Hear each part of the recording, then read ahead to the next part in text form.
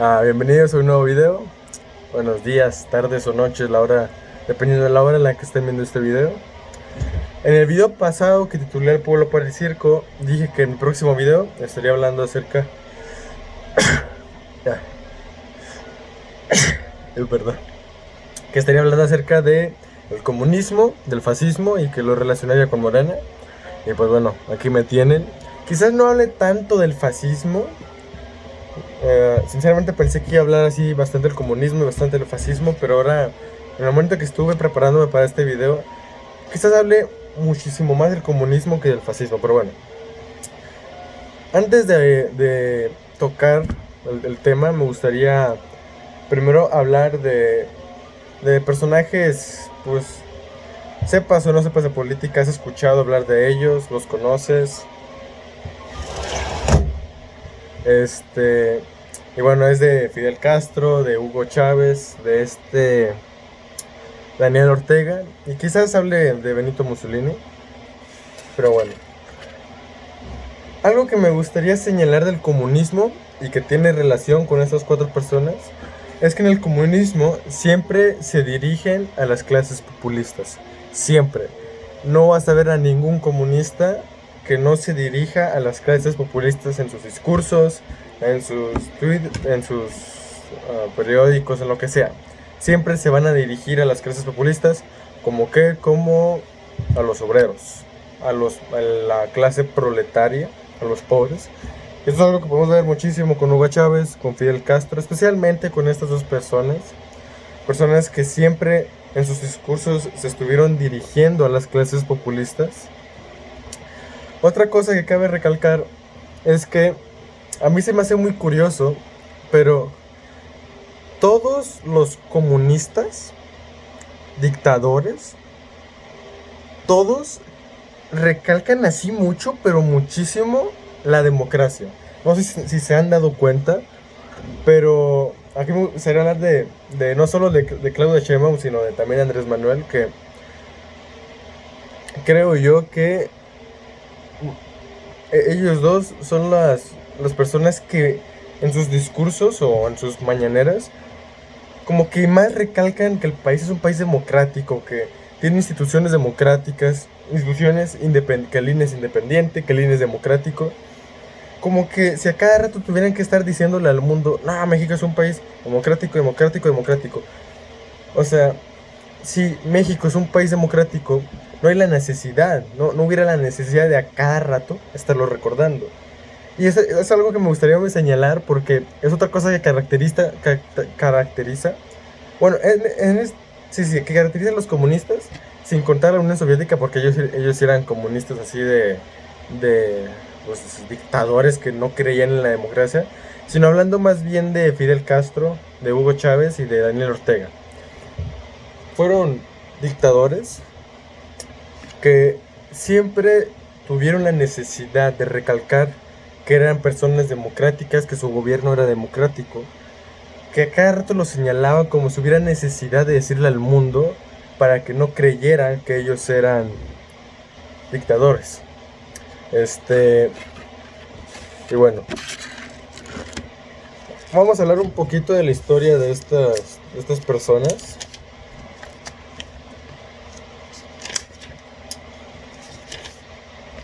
Vamos a hacer un poquito de su vida nomás.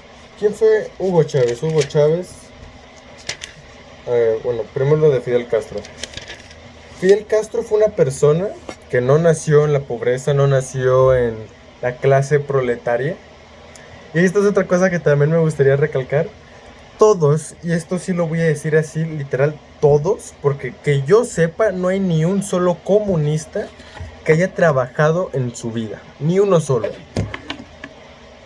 Fidel Castro, ¿qué hizo? Fidel Castro vivió haciendo guerra. Hugo Chávez, perdón, Hugo Chávez vivió, aquí me confundo un poco, mira. No, no, fue Fidel Castro. Sí, Fidel Castro, su papá era rico, su papá era un español que emigró a Cuba y ahí se hizo de grandes tierras. Vivió una vida acomodada Fidel Castro. Hugo Chávez fue una persona que apenas cumplió los 18 años, se unió al ejército, vivió del ejército. Lenin, su madre siempre mantuvo a Lenin, literalmente, su mamá siempre mantuvo a Lenin. Stalin trabajó en el partido siempre, no, nunca usó sus manos para comer. Que no, yo creo que con solo decir que a Karl Marx se le murieron sus hijos porque no trabajaba, porque se murieron de hambre sus hijos literalmente, yo creo que es suficiente para decir eso. También podemos decir Daniel Ortega, el dictador de Nicaragua, es una persona que es así, siempre ha vivido de guerrillas, siempre ha hecho puras guerrillas y guerrillas. Andrés Manuel López Obrador, hay que reconocer, él sí trabajó cuando era niño con su papá. Él sí trabajó cuando tenía 8 años, cuando estaba en la primaria. Pero luego se graduó de la carrera de Ciencias Políticas y vivió Andrés Manuel de puros partidos políticos. Duró un tiempo en el PRI, donde apoyó a un diputado, creo que era un diputado que era un poeta, no recuerdo el nombre, pero vivió en el PRI, luego estuvo casi como unos 10, 15 años en el PRD, luego fundó su propio partido político, pero siempre viviendo de los partidos políticos, Andrés Manuel. Y así me puedo ir con cada comunista, nunca ha trabajado. Esto es lo que a mí me da risa, porque los comunistas siempre defienden a los pobres, a la clase proletaria, cuando ni siquiera ellos los identifican. No sé si me entienden. Pero bueno, Fidel Castro nace en 1926. En 1945 se mete a la Universidad de La Habana. En 1947 participó en la fallida expedición de Cayo Confites, que era contra el dictador Batista. Después de ahí viajó a Colombia, donde presenció en primera fila el Bogotazo. Presenció cómo había represión contra los ciudadanos, cómo se les disparaba a su propio pueblo.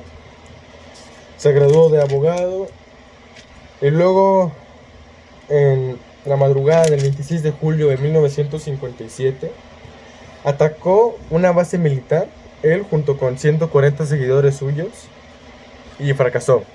Fue arrestado y en el juicio, donde lo iban a condenar a pena de muerte, le dieron el habla a Fidel Castro y en vez de que él usara su tiempo para defenderse, dio un discurso de 4 horas. 4 horas. Esto es algo que más adelante voy a tocar. De que más adelante voy a tocar ese tema, pero cabe recalcar que Fidel Castro era una persona con una carisma, una facilidad de lengua, una persona que caía bien, en pocas palabras. Un discurso de 4 horas, y fue gracias a ese discurso de 4 horas que no lo condenaron a pena de muerte. Lo encarcelaron por 15 años, pero apenas 2 años después, en 1955, lo liberaron y lo exiliaron a México, donde conoció al Che Guevara. Regresaron a Cuba en barco, él junto con 80 hombres. Estaba Fidel Castro, su hermano Raúl Castro, el Che Guevara y otros 79 hombres. Viajaron, quisieron hacer un ataque directo, fracasaron, tuvieron que huir a las montañas, a los cerros, donde hicieron guerra de guerrillas, y pues ahí triunfaron. Fueron poco a poco desgastando el régimen de Batista, y finalmente el 8 de enero de 1959 hace su entrada triunfal en La Habana, donde asistieron casi, bueno, no sé si casi, pero aproximadamente 1 millón de personas. Y aquí es donde ya empieza todo esto de que se empieza a ser comunista. En 1961 dice que la revolución es marxista, que él es un socialista leninista. Tiempo antes, en 1959, promulga la ley la reforma agraria, que hace que las personas solamente puedan tener cierto límite de tierras. Si tú tenías más de ese límite, se te quitaba y se los daba a los pobres. Luego pasan los años grises, la década de los 70, que comienza con el caso Padilla, y así poco a poco se empieza a construir un régimen cada vez más totalitario, poco a poco tomando instituciones haciendo reformas y leyes que parecen inofensivas, pero que pues lamentablemente no lo son, y hoy en día podemos ver. Fidel Castro tardó 25 años en hacer su primera elección. Pasa el éxodo de Mariel en 1980, donde abandonan el país aproximadamente 125,000 personas. Y sí voy a hablar de que gracias a Fidel Castro mejoró la educación, la salud, la analfabetización se redujo en un 90%, la salud y la educación fueron gratis, pero ¿a costa de qué? A costa del Cuba que tenemos hoy en día, que conocemos hoy en día. Vamos a hablar también un poco de Hugo Chávez. Hugo Chávez nació en 1954, murió en 2013, porque le dio cáncer, si no, todavía seguía de dictador. Él, a diferencia de Fidel Castro, él sí tuvo una vida sencilla, una vida rural. En 1971 ingresa a la Academia Militar de Venezuela. Luego presencia, vive el Caracazo en 1989, que fue para él la gota que derramó el vaso. Entonces ya una madrugada, el 4 de febrero de 1992, hace un golpe de estado donde fracasa, se encierran en un museo y antes de salir a entregarse ante el ejército, pide que le den 90 segundos para poder hablar a la televisión abierta en vivo. Y es donde pronuncia su famoso por ahora no cumplimos nuestros objetivos, pero seguiremos luchando, bla, bla, bla, bla, el famoso por ahora. En ese tiempo nadie conocía a Hugo Chávez, no sabía nada acerca de él, hasta que dice ese famoso por ahora, lo encarcelan, y luego 3 años después lo liberan por un indulto presidencial y se dedica a viajar por todo el país. Hugo Chávez viaja por todo el país y la gente lo ama. Igual Hugo Chávez tenía una carisma, una forma de hablar que atraía a las masas. En 1995 funda el partido político Quinta República. En 1999 gana con un 56% las elecciones. En ese mismo año, 1999, creó una nueva constitución donde le cambió el nombre a Venezuela, que ahora, todavía conserva ese nombre, es la República Bolivariana de Venezuela. En esa constitución también elimina el Senado y permite la reelección del presidente. Y aquí, a ver si ustedes hallan una... ¿Cómo se puede decir? Alguna... Se me fue la palabra. Bueno, algo familiar. Hizo muchísimos, pero muchísimos programas sociales, los cuales llamó las misiones bolivarianas. Había de todo tipo, desde vender medicamentos más baratos, traer médicos de Cuba, igual lo mismo con la educación. Y no sé si les suena familiar eso. Allá se llamaban las misiones bolivarianas, hoy en día se llaman bienestar. Las becas del bienestar, las pensiones del bienestar. Después,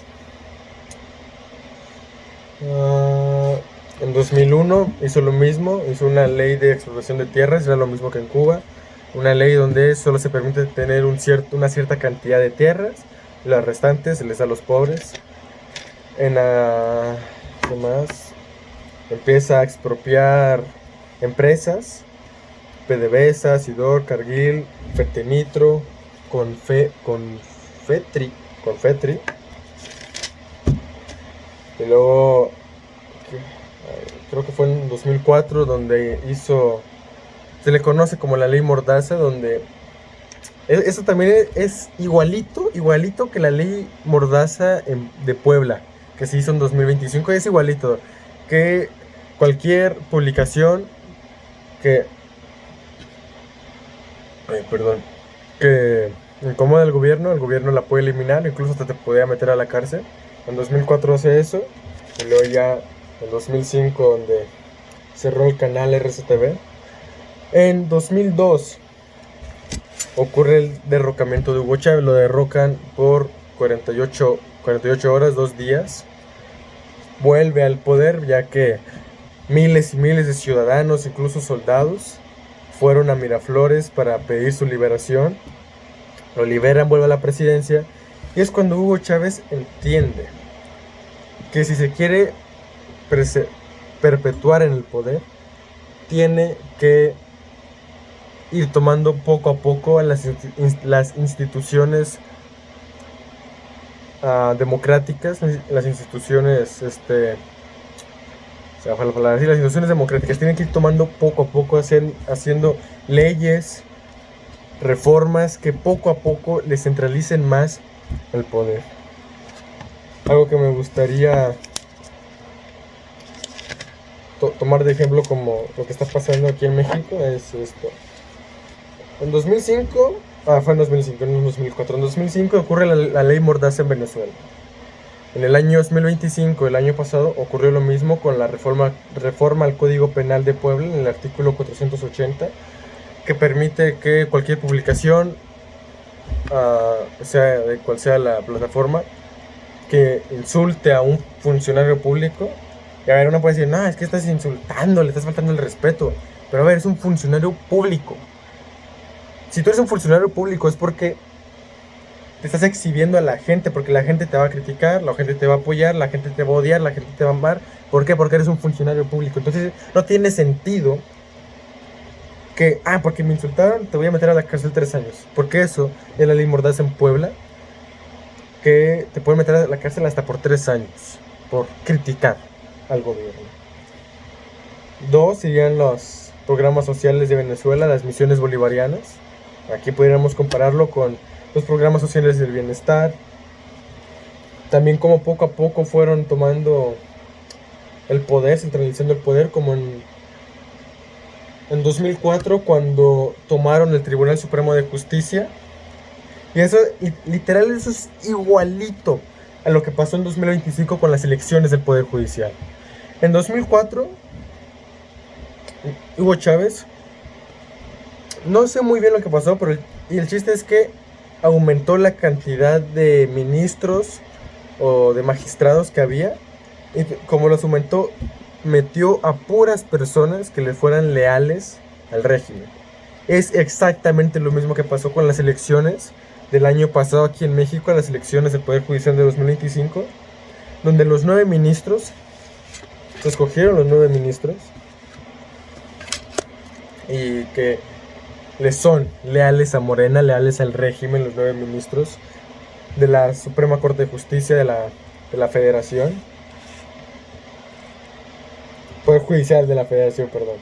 También las famosas 49 leyes en 2001, 49 leyes que parecían inofensivas, pero que fueron centralizando más el poder. Podríamos sacar de ejemplo eso a la reforma electoral, la que la oposición llamó la ley Maduro, que gracias a Dios incluso los mismos aliados de Morena como el PT y el Verde rechazaron. Pero bueno, luego se hizo un plan B, el plan B fue aceptado. Pero bueno, podríamos tomar como ejemplo estas dos cosas. Hay algo que yo nombro el manual de los comunistas. Y es lo que estaba diciendo un poquito al inicio. Uno es que se tienen que dirigir siempre a las clases populistas. Y es lo que hizo Andrés Manuel. Y es de hecho de lo que estuve hablando en el video pasado. Que Andrés Manuel con sus frases de primero los pobres, con su frase con los pobres uno va a la segura, con las becas y pensiones universales, que son universales, todo ese tipo de cosas, hacer actos que beneficien siempre a las clases populistas, especialmente, como no, a los pobres, a los obreros, a la clase proletaria. Segundo, algo que yo digo, que siempre deben de tener un enemigo en común.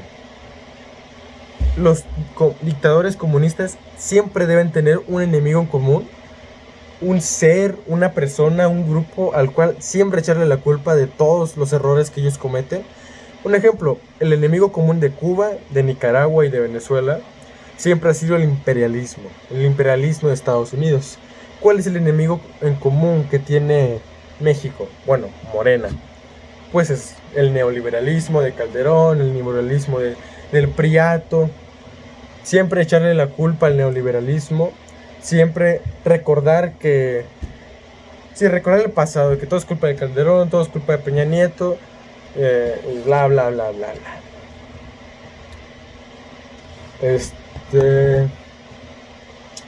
Otra cosa, esto no creo yo que sea obligatorio en el manual, pero de preferencia que las personas sean carismáticas.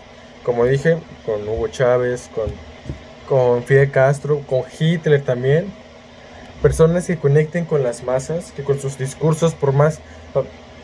Fidel Castro, una de las cosas más conocidas de Fidel Castro es que se aventaba discursos de 5 horas, de 7 horas, y ahí estaban las personas escuchando con un entusiasmo.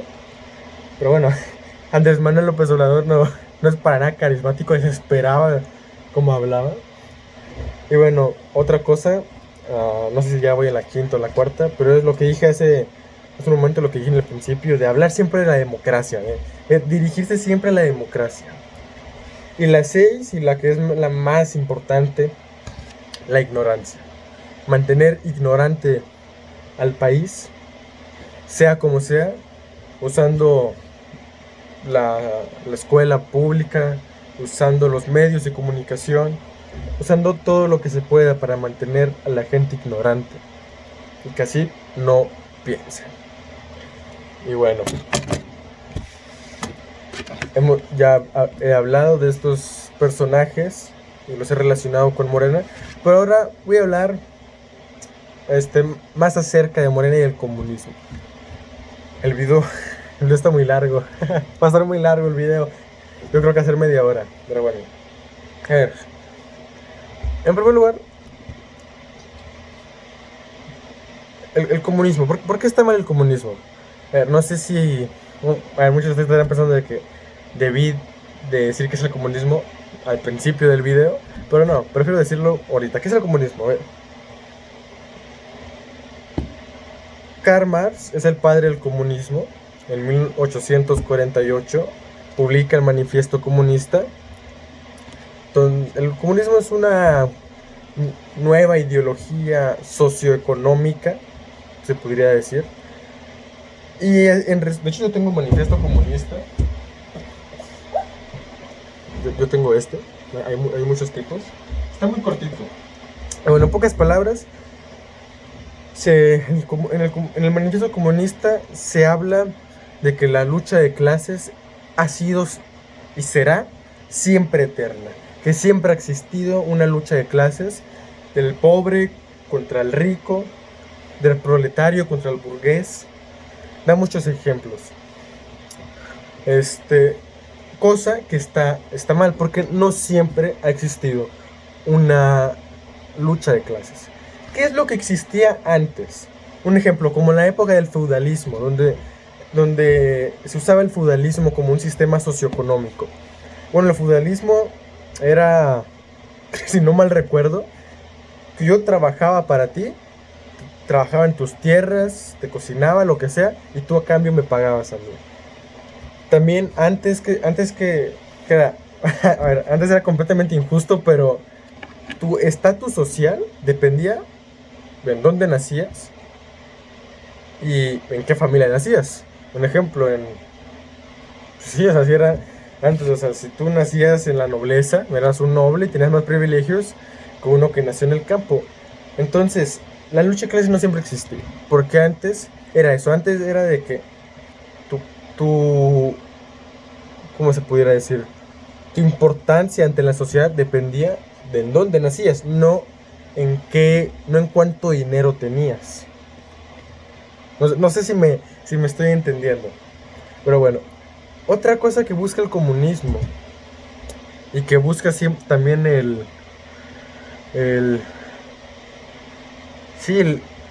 ideología de Marx es siempre estar en conflicto. De hecho, es algo que dijo Lenin y creo que lo dije en el video pasado, donde Lenin decía, hay que hacer que las personas siempre estén enojadas, que el pobre siempre esté enojado con el de arriba, y aquí es donde entra un enemigo en común, que el régimen siempre debe tener alguien, algo, a que echarle la culpa para así enojar al pueblo y hacer que se levanten armas. Es como decía Stalin, ah, como decía, la revolución es eterna, porque si el revolucionario se acomoda en una vida, en una, bueno, pues si el revolucionario se hace clase media, tiene una vida cómodamente, una vida económicamente más cómoda, pues va a abandonar la revolución y ya no va a querer luchar en la revolución. Entonces no, hay que hacer que el pobre sea siempre pobre, pero con la esperanza de algún día salir en la pobreza. Es eso el comunismo, que siempre, que las masas siempre estén en conflicto, siempre estén en conflicto, el proletariado contra el burgués, el rico contra el pobre. Hoy en día, ¿cómo pudiéramos usar eso? Porque en el comunismo, o sea, una de las cosas más feas que tiene el comunismo es la ira. Y quiero que aquí presten mucha atención.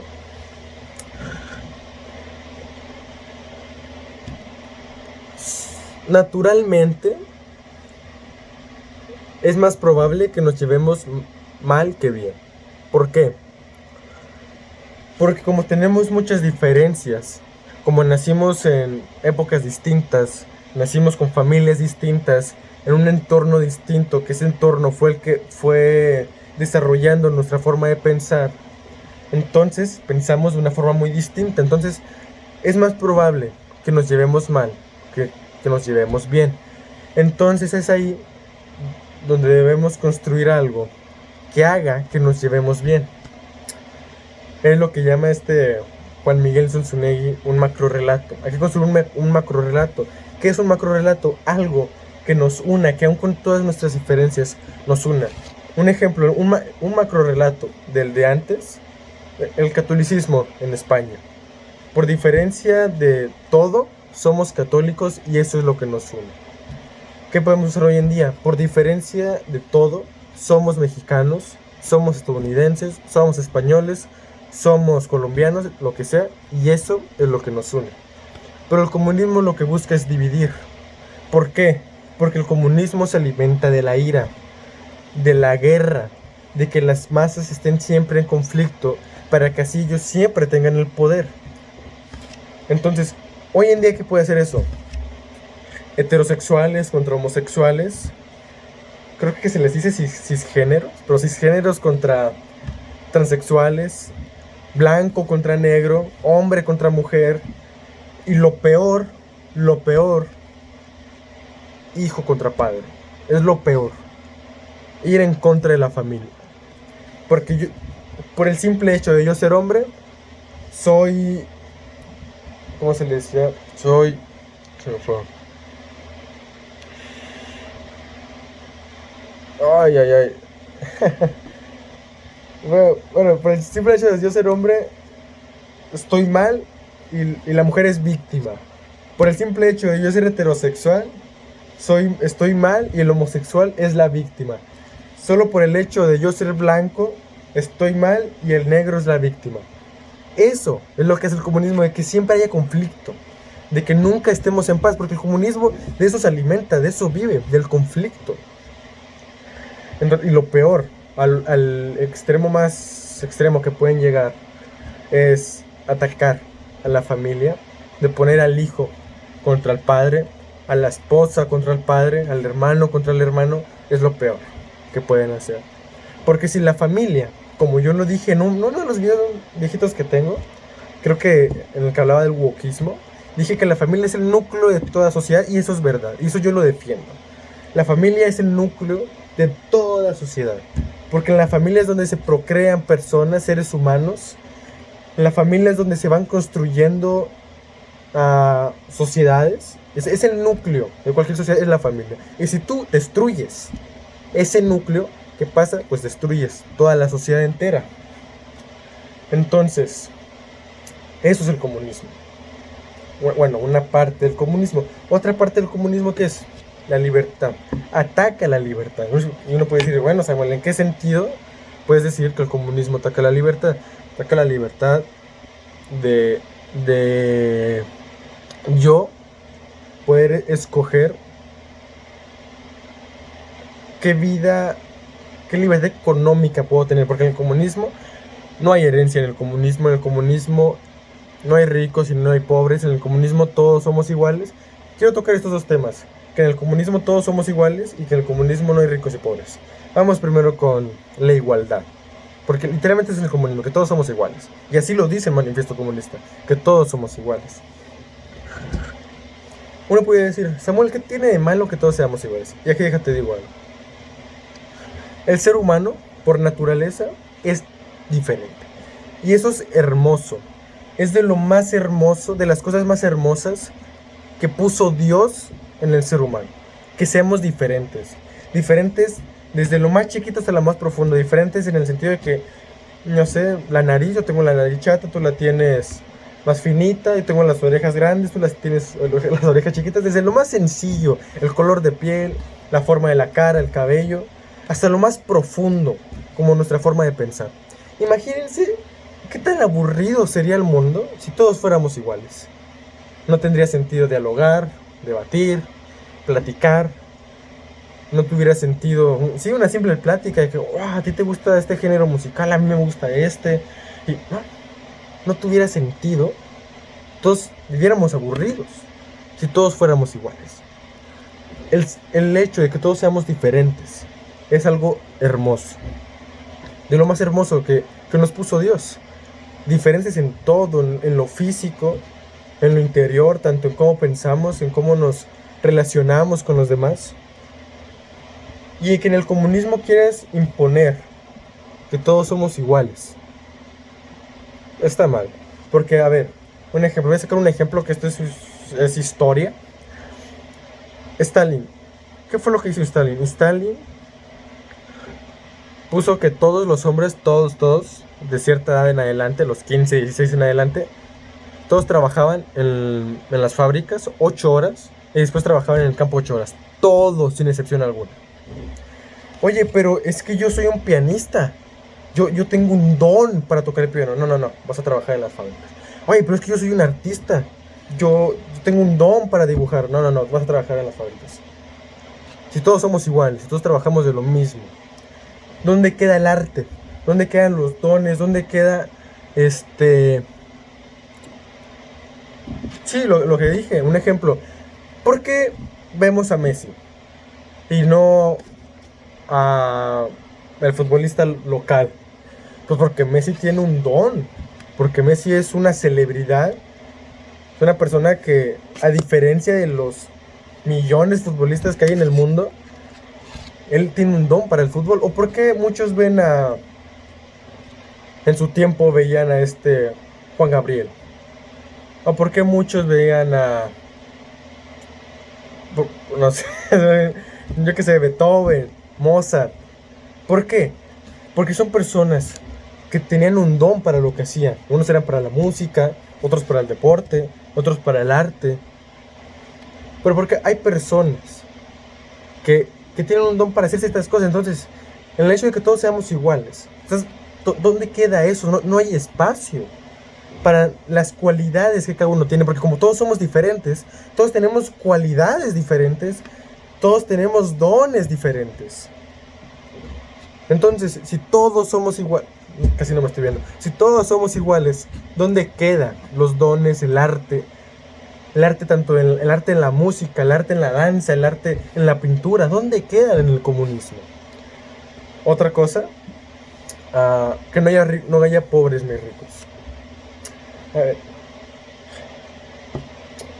algo que he escuchado y he platicado un poco con amigos, es de que ¿por qué el comunismo está regresando? Especialmente aquí en México. ¿Por qué los mexicanos le tienen tanto odio a los empresarios? Le tienen tanto odio como la polémica de Shakira. No sé muy bien lo que pasó con Shakira, pero el chiste es que en España le devolvieron tantos millones de euros. Y luego las personas empezaron a criticar a Shakira de que ese es dinero de lo que yo pago de mis impuestos. Pero a ver, ese dinero le pertenecía a Shakira. Estuvo bien que se lo hayan reembolsado, porque le reembolsaron como 30 millones de euros, no sé cuánto. Pero era un dinero, no se ve muy bien lo que había pasado, había pasado un fraude, algo así. Y le devolvieron ese dinero, y ese dinero a ella le pertenecía. Entonces, ¿por qué tanto odio a los empresarios? ¿Por qué tanto odio a las personas, a los multimillonarios, a las personas ricas que con sus dones es que tienen más que los demás? ¿Por qué tanto odio? Es porque el comunismo se ha intentado romantizar. En cierta medida el comunismo se ha intentado verlo de una forma amigable, romántica. Y ahí es donde también viene la ignorancia, que se quiere hacer ignorante a las personas para que no vean la maldad que hay en el comunismo. Entonces, uno de primeras puede decir, pues qué bonito que no haya ricos ni pobres. Pero a ver, que no haya ricos, a mí se me hace mal. Porque a ver, sí, a nadie le gustaría ser pobre, a nadie le gusta ser pobre. Estamos de acuerdo en que no queremos gente pobre. Pero ¿por qué tampoco queremos gente rica? Digo, si yo soy una persona que me esfuerzo más que mis compañeros de trabajo, que mientras mis compañeros de trabajo están de fiesta, dormidos, yo estoy trabajando, me estoy esforzando más, estoy sacrificando más, y que por ende voy a tener mejor desempeño y me van a ascender de puesto, ¿qué tiene de malo que me paguen más a mí? Ahí va lo mismo con las celebridades de hoy en día, Cristiano Ronaldo, Messi. Ellos tienen un don. ¿Qué es un don? Un don no lo tiene cualquiera. Entonces, si yo tengo un don para esto, y a mí se me da mejor esto, pues obviamente voy a ganar más dinero. ¿Qué tiene de malo eso? Es donde viene la meritocracia. El comunismo ataca, odia la meritocracia, cree que todos seamos iguales. Oye, pero es que hicimos una carrera y como yo soy más rápido, por lógica gané. Si yo soy más rápido y gané la carrera, me van a dar el premio a mí.